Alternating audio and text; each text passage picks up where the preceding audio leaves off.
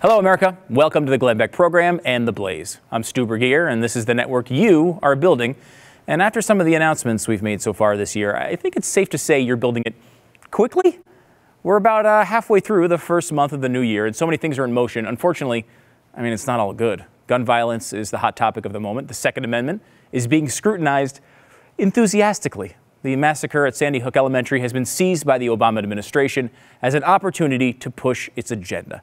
The president and its advisors are looking for ways that they can limit or circumvent the rights of the people to bear arms, with or without the help or even the approval of Congress. On Wednesday, President Obama announced 23 fabulous executive actions to beef up restrictions. New York has enacted what are being called the strictest gun laws in America. Elsewhere, on the other end of the spectrum, armed guards are patrolling school campuses. Teachers and administrators are being trained to carry concealed firearms. And gun and ammunition sales are through the roof. Look, nobody's for gun violence, especially where children are concerned. But it's extremely important that our reactions are based on facts, not feelings. As Glenn likes to say, we need to understand the why, as in why are these tragedies happening, before we can concentrate on what we can do to prevent them.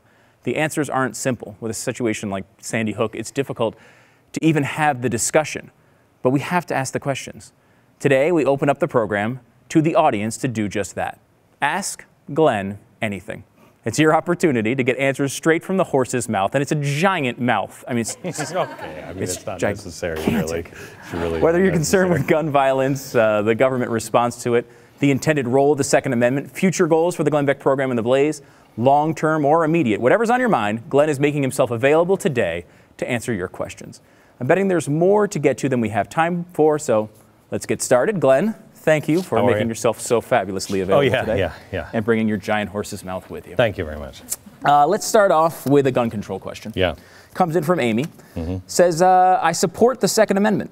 But what's the problem with checking people's backgrounds at gun shows? If I have to get a background check at the gun shop, why wouldn't I need one at a gun show? I don't really have a problem with checking background at a gun show as long as you're not making me come back at the end of the gun show or come back. People will travel and go a long way. If you can make it so it is efficient and it is happening and I can get checked and get out, I'm totally fine. I know a lot of people don't agree with that, but I do. The problem with sometimes is, you can't turn it around fast enough. And also there are those people, for instance, that are private craftsmen. I was at a gun show and I saw a guy who had a flintlock. He makes two a year. Now, why does he have to have a background check if you're going to buy, a $5,000 flintlock that you're not going to go out? Are you going to take to the streets with a flintlock and, you're going to, no. So why do I have to have it's a broad brush and it's one of these things nobody has a problem, I think, with it. Does anybody have a problem with making sure that you're not a felon? I don't want illegal aliens. I don't want criminals having a gun. I don't want crazy people having a gun. There's nothing wrong with that. Let's just make sure that we're not trying to shut down gun shows. So is it one of those things that sounds good in practice, but in reality, the government would use it as to make it annoying to buy a gun? Everybody who owns a gun store, everybody knows, and anybody who's ever purchased a lot of guns over a long period of time, you know one thing. The government, when they want to get testy, they will make that wait of getting a background check, and they'll make it long and nasty. They discourage things, they discourage purchases that way. One of the questions we get a lot from the audience is this sort of hypothetical situation where the government comes to your door and says, I want your guns. You've kind of described something, your sort of answer to that, which, can you go over that quickly because it relates to this next question? Jesus, Gandhi, MLK. It's Jesus would not start a war. Gandhi would not start firing his gun, and neither would MLK. And they believed in something very, very deeply, just as much as you might believe in the Second Amendment, right? It is imperative to understand that you are being poked and prodded, and you are the freak in the world. If you believe in the Constitution, if you believe in the free market, if you believe in a handgun, you're the freak in the world. NATO planes will fly over this country.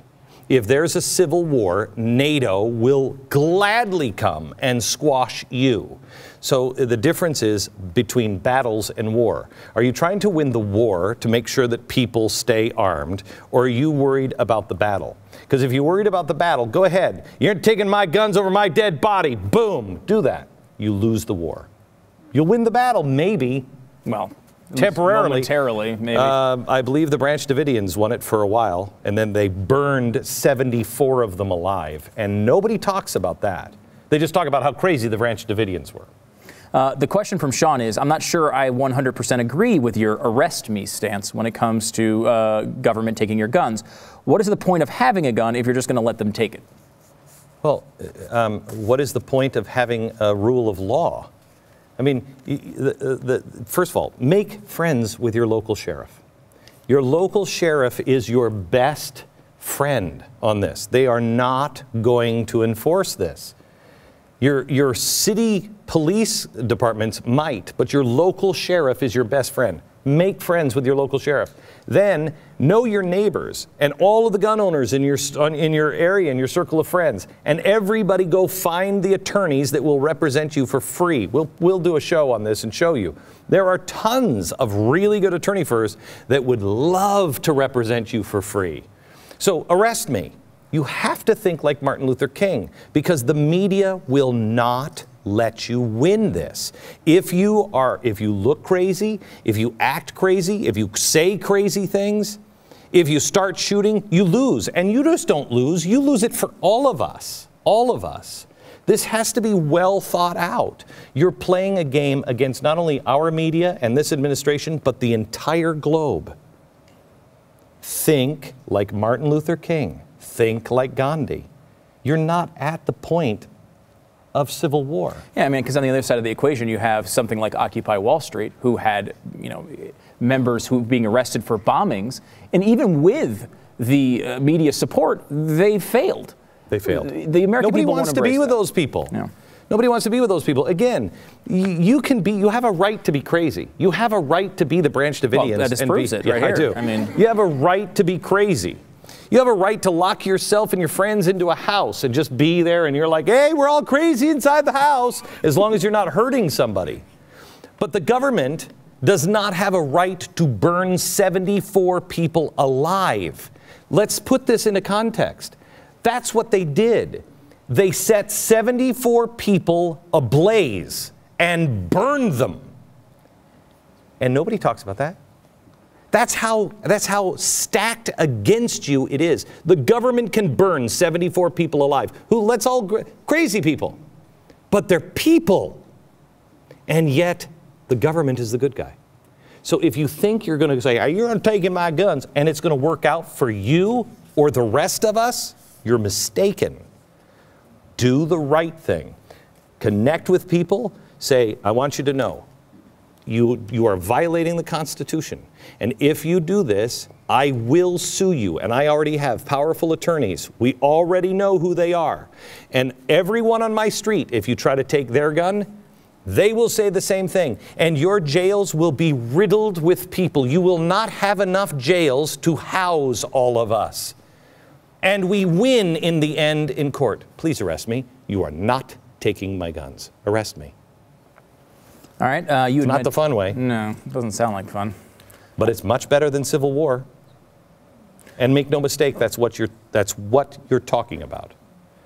You know, the one thing about civil war, I've been looking for... No, you're just going to the Civil War thing. That wasn't the question, but just go ahead and do it. It's all you. I've been looking for... Look, I'm a student of history, and so I look for the warning signs. I studied Weimar to see what are the warning signs. This week, the Bundesbank in Germany said, call our gold back. That's a warning sign. You're going to start seeing inflation and hyperinflation. It's an early sign, but it's a big, big sign, okay? It means the euro is going to tube. I don't know when, but it is. It's a sign. When it comes to civil war, because remember, I'm the guy who said when George Bush was in office, at some point in the next 20 years, this country will go into civil war and it could break up into 5 different regions. I've been looking for this for a while, because you can sense something is not right, and we are starting to disconnect from each other. So first understand what causes us to disconnect, and then go back and look at the warning signs of civil war and revolution. What are those signs? Here in the American Civil War, it was one sign, and it gives me great hope. It's the one sign that showed this was the point of civil war. And it's when one guy who was against slavery said something about the southern states, and he was the senator, and the House of Representatives, one of the guys there from that same state said, "You are dishonoring us." He went over and he took a cane and he almost beat the senator to death in the well of the Senate. When you see those things happen, no, you are so split apart that you are going to have civil war. But you should use that as a judge. We are so far away from that. We are so far away from that. You're not at the point where you have to pick up arms. You use the Constitution. The minute you stop using the Constitution, we fail. All right, Robert writes in, you mentioned nobody wants crazy people to have guns. He asks, how will the government use mental health restrictions against the citizens? Every way they possibly can. I've been saying for anybody who is a soldier, do not.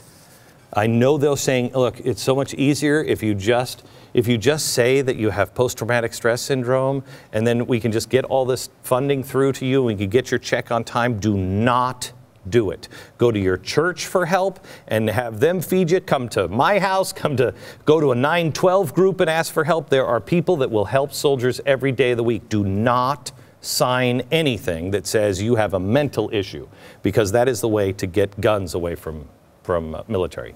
And they will use mental issues every step of the way. All right, you said mental issues. Then you got felons. Do you think felons, this is from Jason, do you think felons should be able to buy guns after they've been released from prison? David Barton and I had this conversation last night, and I think I'm actually for, did anybody see the movie, the movie... I don't know yet. I know. I need the title. Les Miserables. You see the movie Les Miserables? Okay. If you know the story of Les Miserables, it is Jean Valjean. He steals a loaf of bread. He goes to prison for 5 years. He gets 19 because he tries to escape. But he's angry and bitter. He spent 19 years for stealing a loaf of bread. But a criminal is a criminal in ancient France. So that's the way it is. But once he serves his time, he gets a yellow ticket of leave. And no one will hire him. No one will do anything, because he can't reset his life, because he was a criminal. Once a criminal, always a criminal. I am against that. And I think if you are, maybe there's a waiting period where you prove yourself to society again, that you do want to enter into society. And as you're being watched, if you can rehabilitate yourself and you go back in, yes, you should be welcomed back into our community. Now, if you're a pedophile or something like that, I think there's special exemptions. I personally think if you've crossed the line and you murder someone, no, you don't come back into society. No. Same with pedophilia. But there are things that if you serve time and you come out, you should be having that grace period where you can show, I will make it, I will do it, and I want to earn my rights back. And so, yeah, I think I am for felons after a period of time proving that they have rehabilitated themselves. Yes, we welcome them back as Americans. Same goes for voting? Yes. Okay. Michael Johnson, are you with us? Michael here. You had a quick question about people in your son's generation. Yes. I've talked to my son about this considerable bit. He's part of the future generations. And we're concerned that a lot of states that are irresponsible in their spending and their entitlements and this sort of thing are going to make the future generations, basically in the states that are not irresponsible, that do take their responsibility seriously and make money, they're basically going to make them economic slaves. I wonder what you think about that. Well, if it wasn't for your accent, I would say you're German. Because that's the case the Germans are making right now to Greece and to Spain. Why are we bailing you out? We didn't make these choices. You are taking, look at, when in Lincoln's second inaugural address, he said that both sides are using God. Both sides. The South and the North are both saying God's on our side. That's not possible. He said, and how you can think God is on your side by taking your bread from the sweat of the brow of someone else. That was his standard. You're taking your bread from the sweat of somebody else's labor. God's not on your side. I would say that to California. God's not on your side. Because you are eventually going to say to Texas, you have to pay for our mistakes. No, I don't. Just like God doesn't make me pay for my parents' mistakes, I pay for my mistakes. I didn't make those mistakes. And so you're exactly right. And that is why the Bundesbank, the German bank, is now asking for their gold back. Because they know World War is coming. How do you transfer 1,500 tons of gold? Do you know how hard that is? A lot easier than when everybody is hungry and a euro has collapsed. What would it take to move that then? They know. They know. And they know that the euro is done and the Deutschmark has got to be reprinted at some point or another. And Germans will stand strong. My prediction, watch Germany side with Russia and against the West. Watch. Because the Germans are being made the scapegoats, they're being made the slaves, they're being made the bad guys. Don't piss off Germany. How many times do we have to learn that lesson? Don't make them pay for things. Not a good idea. So it's happening in our states, and our states are at the beginning of the cycle that Europe is in right now. How did the founders deal with the question that Michael asked? Because obviously they went through to great lengths to say that states could make their own decisions on these issues. But if one state decides to make a lot of dumb decisions... They fail. They fail? What does that mean? They fail. They just disappear? Yeah, well, look at Detroit. What are they saying in Detroit? They're saying now, for the first time, a governor is saying we might dissolve Detroit. You know what they're seriously considering in Detroit? They are seriously considering bulldozing entire sections of Detroit and turning it into farmland. That's what it means. Which would improve much of it. Yeah. Right. It didn't work. It didn't work. So when something doesn't work, I mean, if we went out of business, what would happen? What does that mean, you go out of business? Well, the lights go out, the building goes empty. But that's a company. That's not a state. I mean, you have a state, it's on a map. What happens? It just gets, it's no longer California. It no longer has a functioning government. I mean, right. You have a broken down society inside your borders. And if you don't do it on the small scale, you keep sucking that energy from someplace else. You will do it on a country scale, on a continental scale, and then a global scale. And that's what's happening. Greece and Spain should have failed. And it would be chaos and it would be bad. But Germany won't fail. France won't fail. But now, France and Germany and Italy and England, they'll all fail. In the end, they will all fail. And because they fail, we'll fail. Because California is failing. And New York will fail. And Massachusetts will fail. And everything is being weakened. It's eating the entire body. Cut it out. It's a cancer. You say, well, what does it mean? I'm going to lose a kidney. You want to lose your life? I can't lose my leg. I've got gangrene. Don't cut my leg off, then you'll lose your life. It's a cancer. Cut it off. You can't grow a new leg, but you can restore order in time. But what we're doing is we're going for the first time in world history, global collapse. And you're seeing it. They started devaluing the money in Japan today. 2% of devaluation of the Japanese currency because they've decided to print 2% more money. It doesn't work. It never does. It's a happy show so far, huh? Beth is with us over here on the side. Beth, you had a question for Glenn? I do. It's a little bit of a shift. It's about smart meters. I'd like to know, what sort of recourse do we have against this excessive force used in the deployment of smart meters? When did I lose my right to being able to say you cannot come on my property? I don't know, especially in Texas. But I do know that there are things happening like with smart meters, and there are things happening C-scope here in Texas. Most people don't even know what that is. Extraordinarily dangerous. And it is going past everybody. It's going past the State Department of Education and everything else. And they have rewired our whole system. And if it can happen in Texas, it's happening everywhere. I don't know when you lost it in Texas, but they are way, way ahead of us. You know, this week we did a show on technology, and what people don't understand is the concept of the singularity. Singularity is exponential growth. We are now in the point of exponential growth on everything. And because it's technology that's exponential growth, people are convinced that it's good. Technology is fire. As long as you're the master of it, you're fine. If it becomes the master of you, you're in trouble. And smart meters are exactly the master of each of us. I personally am, and I hope to be able to have something on the personal level for people, personal people out of the American Dream Labs here in the next maybe 3 months. And hopefully something for business scale in the next 6 months. But I have said, spit yourself out of the system. If I can pull off what I think we can do in the next 6 months, I intend on cutting the cables from the power company to this building. I intend on being 100% energy independent, and I think it can be done. I don't know, but I think it can be done. And that's what we have to do. Start learning to be independent. All right, more questions on the Glenn Beck Fun Time Happy Hour. You're asking the questions. Ask me happy questions.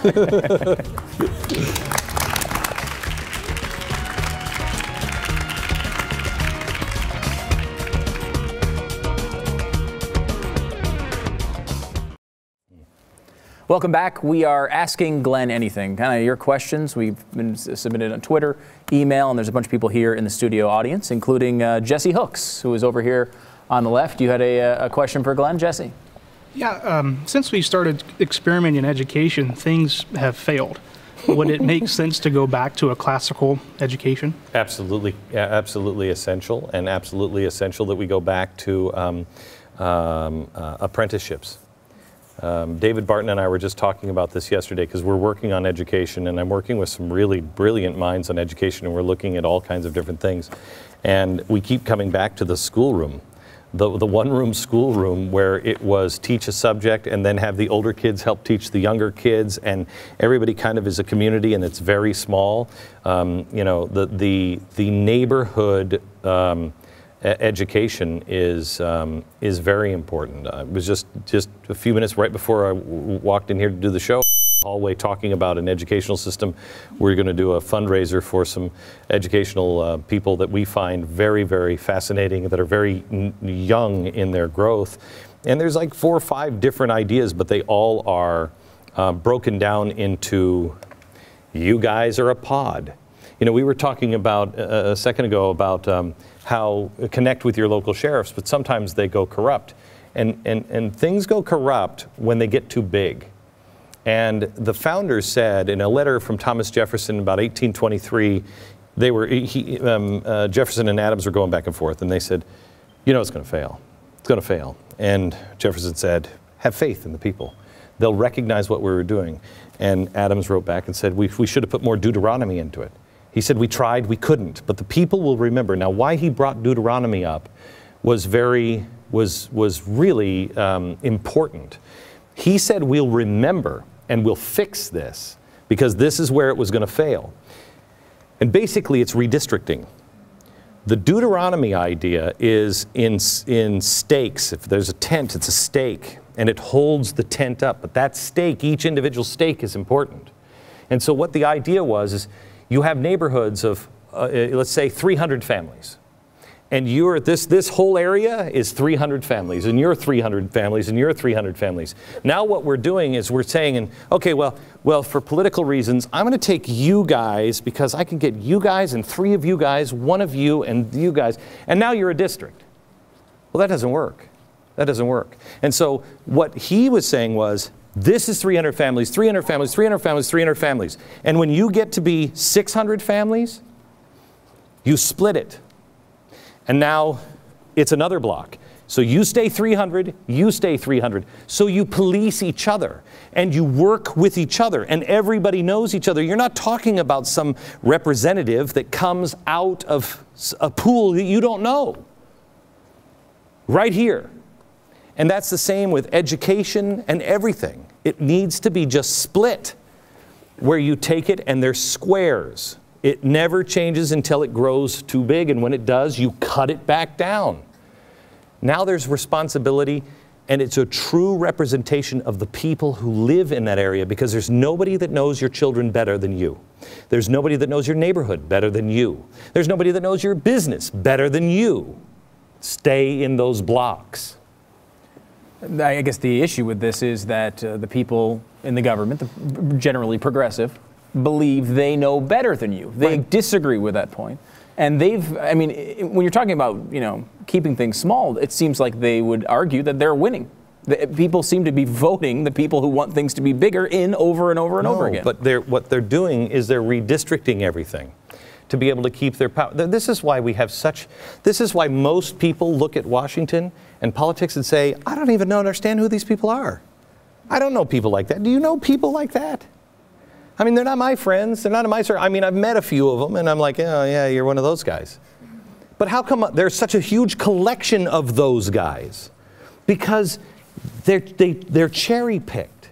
And that's why you have so many uber progressive socialists when the most of the country is not like that. But you have these uber socialists because they're cherry-picked. They're not representative of the people. They're one street, this block, go around the corner, that street, that house, a mile down here. That's why. You get the extremes because they're cherry picking.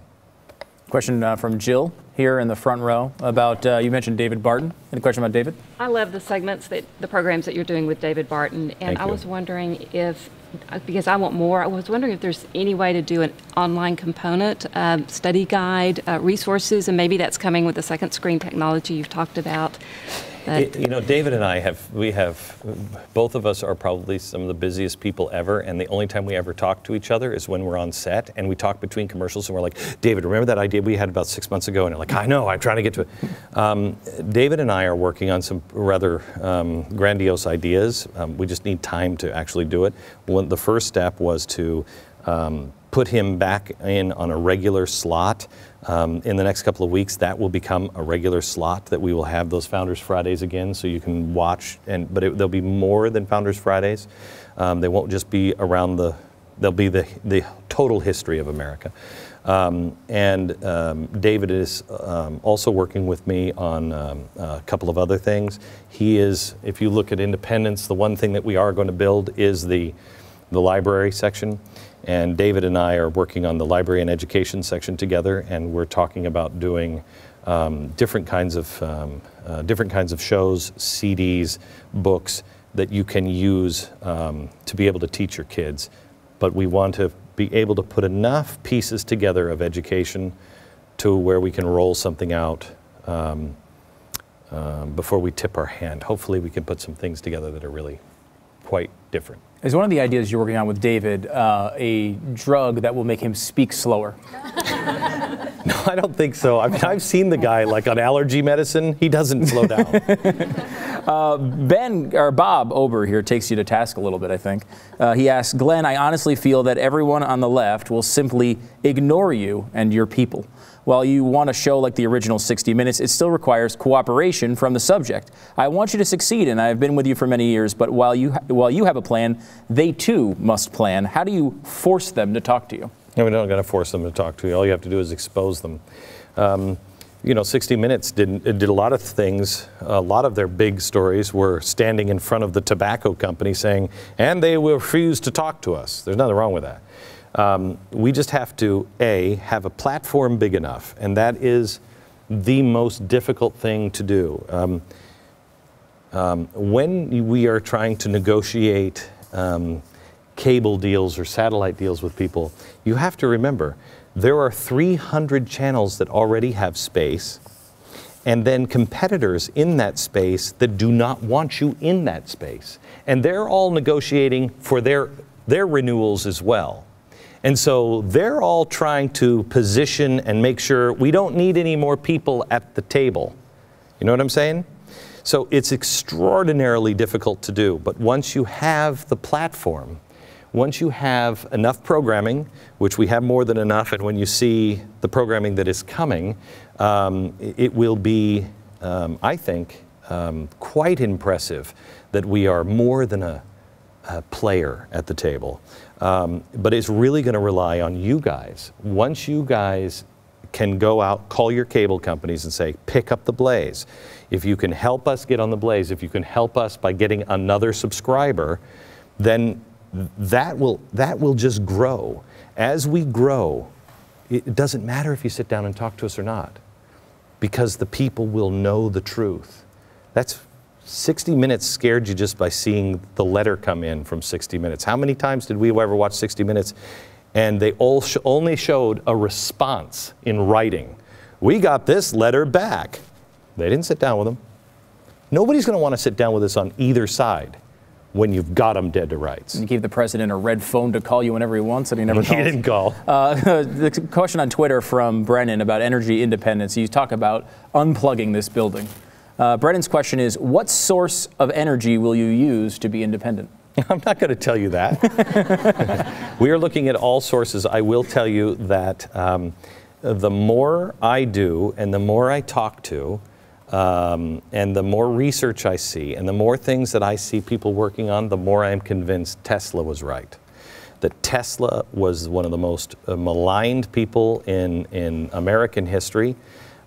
He stood up first against Edison, then against Westinghouse, then against the banks in Wall Street, then against the federal government. And yet, what he said is right. What we have, what we owe these lights to, is his inventions and his work. Our outlet was his. And it just struck me. I've been trying to figure out induction for a while, and I know his theories, but he said energy is all around us. And you should be able to use energy that's all around us, and we should be able to put it in waves so you don't need a plug. You just turn on a light, and there it is, because the energy is there. And crazy as that sounds, and I'm trying to think of how would that really work, I realized induction is here.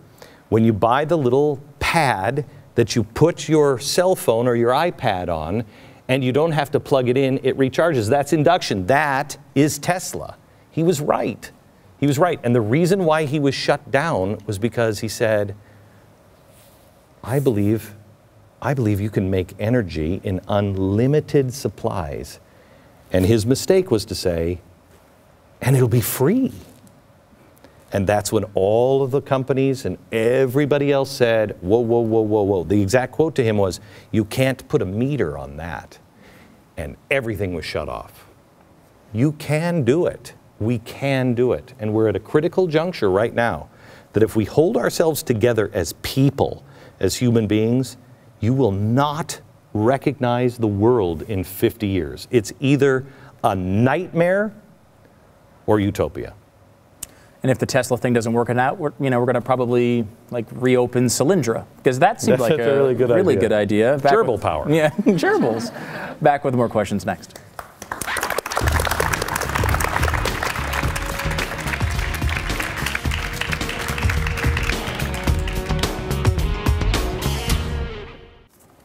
So what are the odds of me getting you to give short answers so people actually get to ask some questions? Good. Good? Really? Yeah. All right, fine. Robin writes in, will your new city, Independence, USA, merely be a place to visit, like a theme park, no, or will it be a place to actually live with its own government system, hospitals, churches, schools, etc.? It is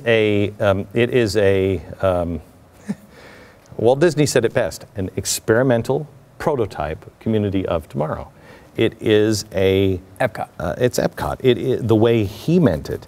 It is a way to experiment on the technologies and the ways of doing business that others can see. There'll be a lot of failures. There'll be some successes, but it will show what people who are truly independent are capable of, that you can rule yourself. But they're, you know, and this is so far away from being a reality.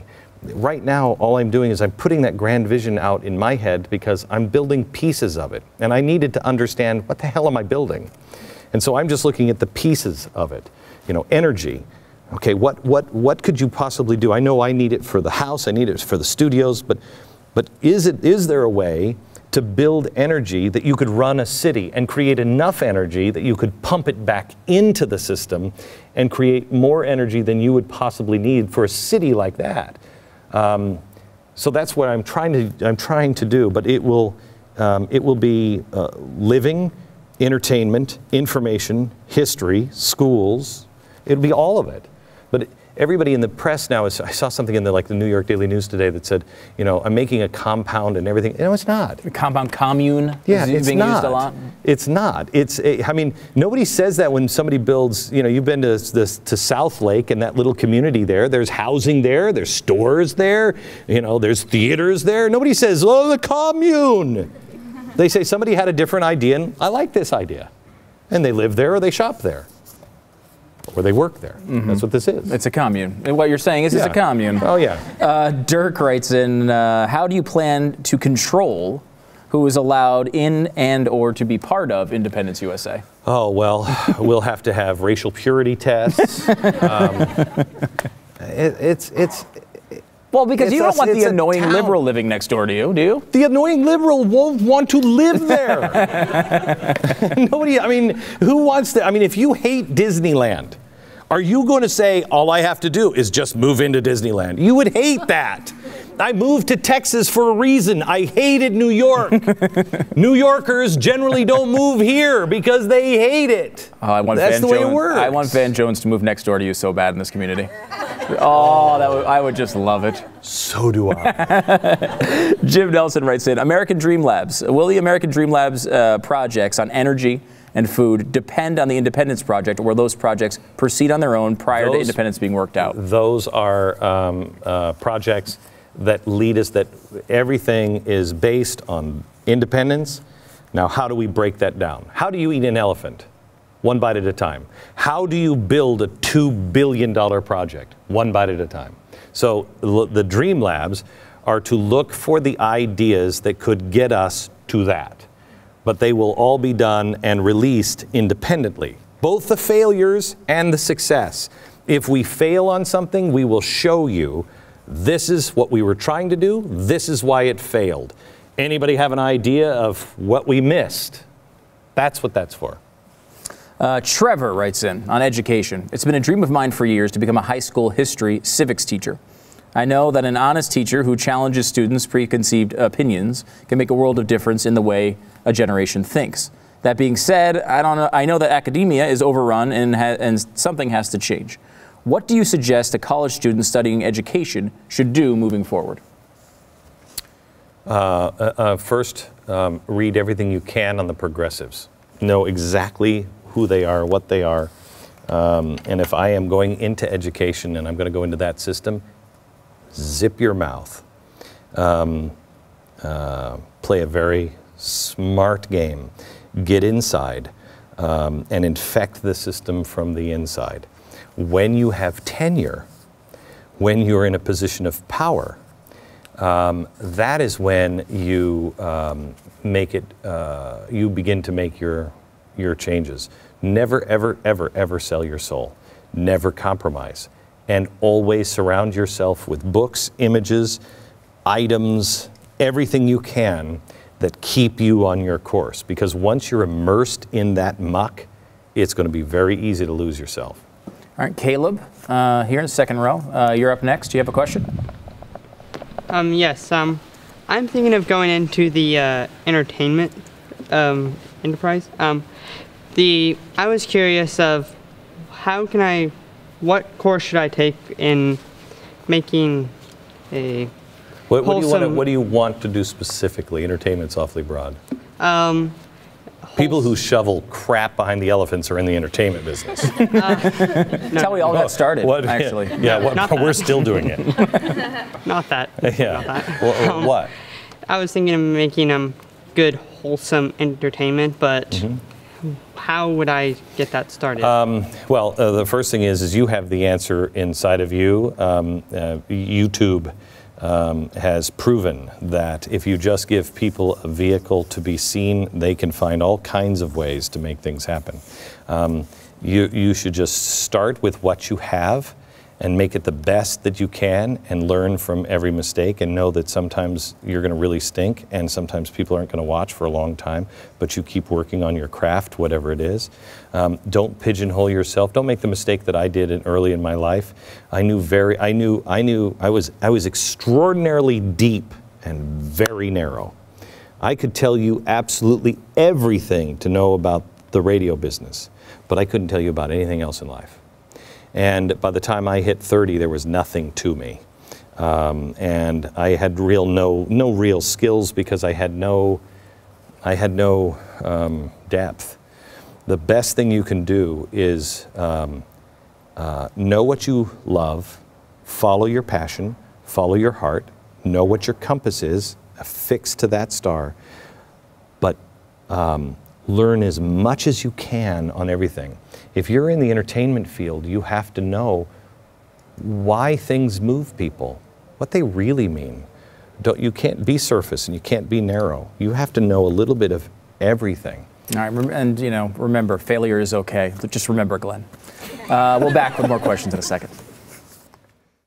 Glenn is long-winded, so we are short on time. Let's quickly go to Nicholas. What was your question, Nicholas? My question is, whenever I bring up like politics and current events around my friends who are my age, they always are just like, oh, I don't need to worry about that now. I'm too young to worry about this. But no, we need to get a head start. And like they always act really disinterested. And even though I go to like a conservative Christian school, they're still like, no, we don't need to care about that. So my question is, what can I do to get them involved and interested? Wow, I wish I had a good answer for you. I don't know the answer to that, other than find what they're interested in and show them how politics does affect it. They're interested in the internet. Show all of the information that is coming out on how the government is trying to regulate. Show them, I mean, the one thing that the conservatives don't do well is explain simple things. You want to explain the free market system? YouTube. That's it, YouTube. And so find the things that they're interested in and then do your own homework to show how the things they're interested in are being taken apart or being destroyed because they're not paying attention. And if they won't stand, nobody will. Believe me, there's always somebody who wants to take care of things for you. Mark, question on gun control. Yes, what do you think about organizing a 1 million high-capacity magazine march on Washington? That sounds... To honor David Gregory's escape from prosecution. Boy, I'm all for a 1 million person march to David Gregory's house. I don't know. I mean, I'm a guy who's done marches and organized rallies and everything else. My current feeling is that they're not afraid. They don't care. They know we're here. They didn't know we were here. The best thing you can do is strengthen yourself in your family, strengthen your neighborhood, strengthen and just build the communities and then connect those communities with each other. They know we're here. The problem is they don't care. So stop worrying about them. Start doing the right thing and get dirt strong. It's time to pull back, retrain, refocus, rest, and push back out. It's not time to push back out yet. I don't think. I could be wrong. One word answer. Will there be a sequel to Agenda 21, your book? I think so. Sorry. Yes. That's 3. I mean, it's simple instructions. We can't even do that. Yes. Yes. Yes. Oh, it's very exciting. All right. How about one question? A serious note. Your dog, Victor. People are asking how he's doing. He's still okay? He is. He's still okay. He is an amazing dog. He goes up and down, and he's okay. Back in a second. Monday is the Misfits Ball you don't want to miss. It's going to be quite exciting. It's black tie, by the way. Make sure you're wearing one on the couch. And then Wednesday, debunking Sandy Hook conspiracies. Thursday, the families from Sandy Hook join us next week from Dallas. Good night, America.